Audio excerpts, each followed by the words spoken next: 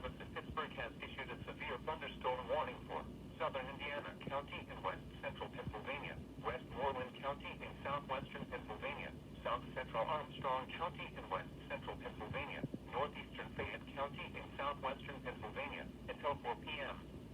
At 3:14 p.m., severe thunderstorms were located along a line extending from near Belzano to near New Kensington, moving southeast at 60 miles per hour.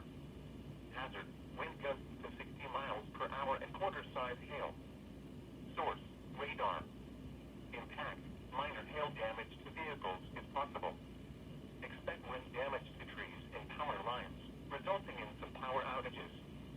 Locations impacted include Greensburg, Jeanette, Latrobe, Palmer City, Murraysville, Lescattown, Loyalhanna, Blairsville, Ewenwood, Derry, Dalemont, Lawson Heights, New Stanton. This includes Pennsylvania Turnpike between mile markers 77 and 99. Move to an interior room on the lowest floor of a building. Please report severe weather by calling 412-262-1988, posting to the National Weather Service Pittsburgh Facebook.